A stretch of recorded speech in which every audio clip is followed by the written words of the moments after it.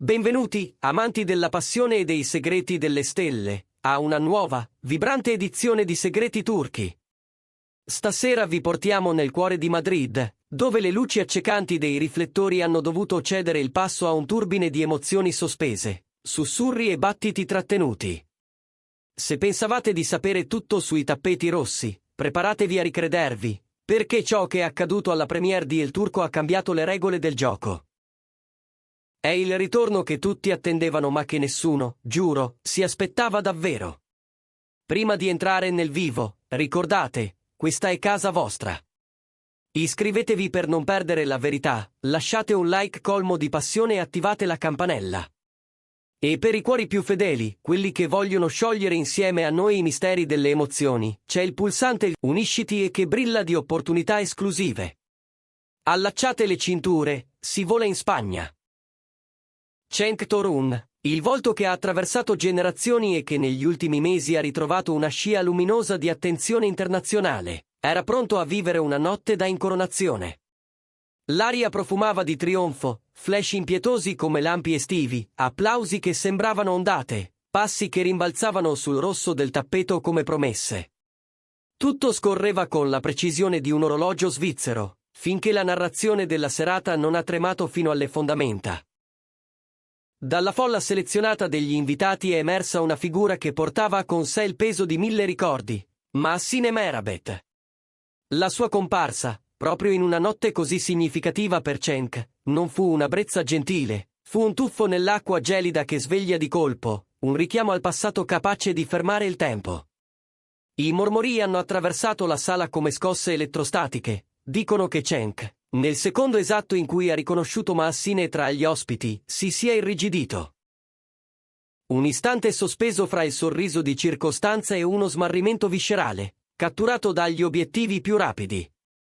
Quella smorfia, così autentica, è stata battezzata dai rotocalchi come la sorpresa più grande dell'anno.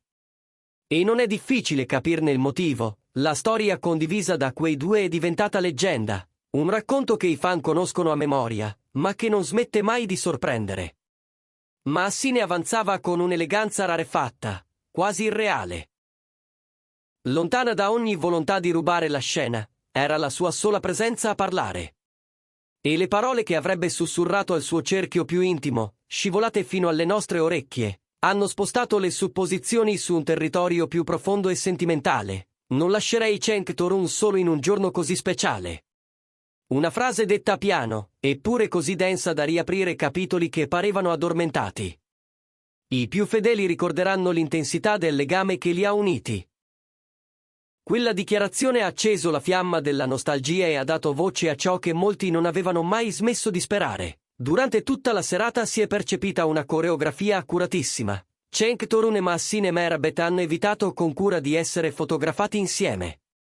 Ma più gli sguardi si scansavano, più l'aria vibrava di una connessione invisibile e indistruttibile. Nessun abbraccio pubblico, nessuna posa complice da copertina. Eppure, in ogni frame, in ogni clip, era come se il non detto urlasse. Gli occhi si incrociavano per lampi rapidissimi, poi scivolavano via. Sorrisi trattenuti, enigmi appena accennati.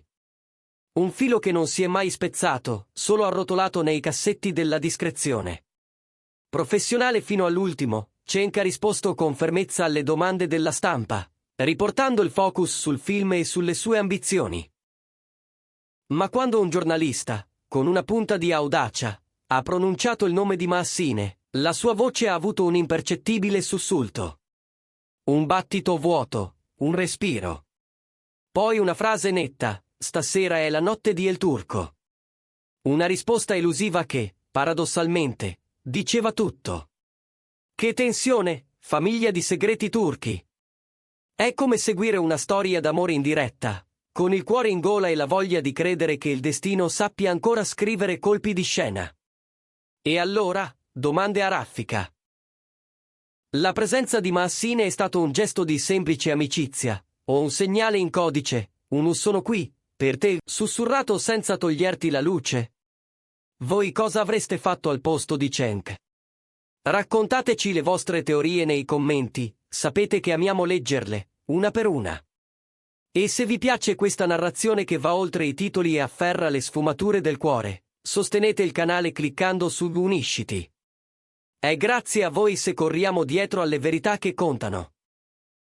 L'apparizione di Maassine ha spaccato il mondo del gossip in due fazioni inconciliabili.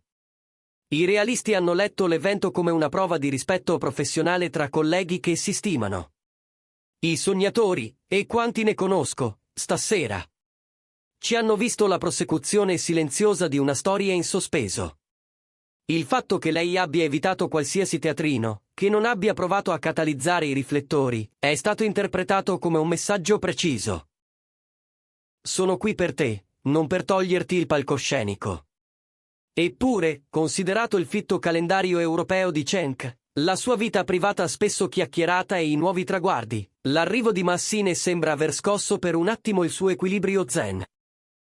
Dietro le quinte si mormora che, poco dopo il termine della proiezione, Cenk abbia parlato a lungo con il suo team più fidato e, contro ogni previsione, abbia preferito rientrare in albergo in anticipo, cercando il silenzio di una stanza in penombra.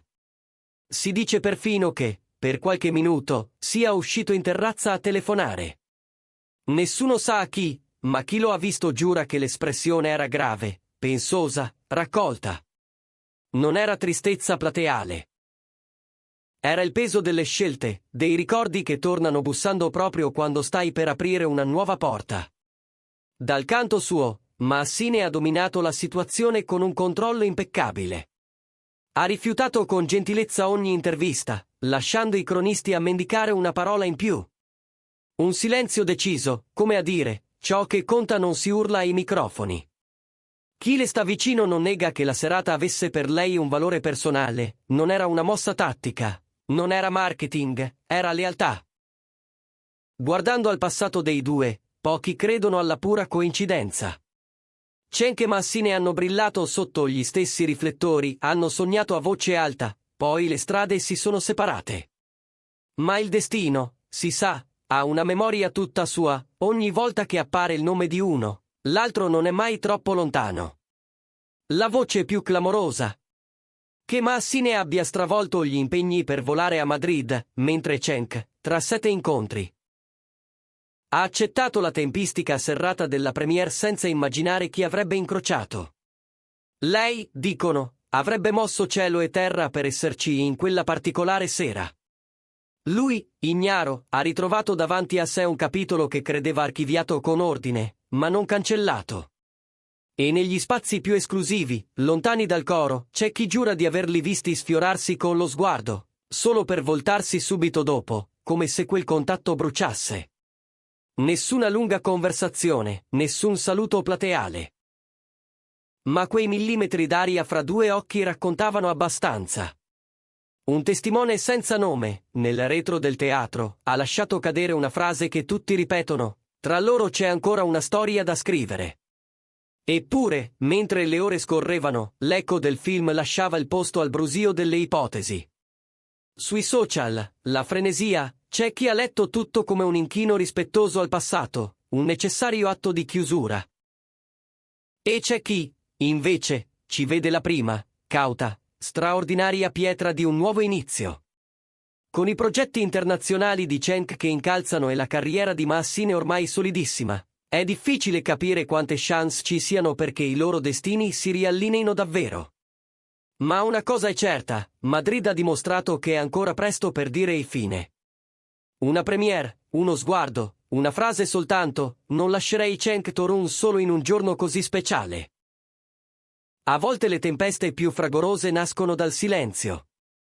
E quella notte, fra applausi e sospiri, ha il sapore delle pagine che si riaprono quando meno te lo aspetti. Immaginate la sala che lentamente si svuota, i tecnici che mettono via l'ultima attrezzatura, i manifesti che brillano ancora di luce riflessa. In quel riflesso, restano sospese domande senza risposta, biglietti piegati in tasca, messaggi mai inviati. A volte, nella vita delle celebrità, i destini si avvicinano con il rumore di una piuma. Eppure quel rumore lo sentiamo tutti. Così, con l'immagine di quegli sguardi incrociati e poi negati, chiudiamo la nostra copertura speciale da Madrid qui su Segreti Turchi. La storia di Cenk Torun e Massine Merabet ci ricorda che l'amore vero non ha confini né scadenze. Cosa pensate che accadrà adesso? Vedremo altri incontri casuali in Europa? Raccontateci ogni previsione, ogni palpito. Non dimenticate di mettere un grande like, di iscrivervi per entrare nella nostra famiglia globale e di condividere questo video con tutti quelli che non hanno mai smesso di sognare. E se volete sostenere il canale in modo speciale, per permetterci di portarvi sempre il retroscena che conta, il pulsante Unisciti vi aspetta. Alla prossima, e che l'amore trovi sempre la sua strada. Intanto i corridoi di Madrid continuano a custodire i dettagli che non vedremo mai. Un sorriso trattenuto dietro un calice, un passo più lento vicino all'uscita laterale, la luce del telefono che si accende sul palmo della mano e subito si spegne. E noi, spettatori di questo romanzo, impariamo che certe verità preferiscono il bisbiglio alla dichiarazione, e che certe emozioni scivolano fuori dalle foto proprio perché sono troppo vere per restare immobili. Forse domani arriverà una smentita, forse una conferma, forse niente. Ricordatelo. Mentre i titoli di coda di El Turco continuano a scorrere nella mente e i nomi si mischiano alle memorie, alcune storie non finiscono, cambiano forma. Alcune stelle non tramontano, si eclissano un attimo, per poi riaccendersi più in alto. E quando succede, noi saremo qui, pronti a raccontarlo, con il cuore in mano e la voce che trema, come stanotte.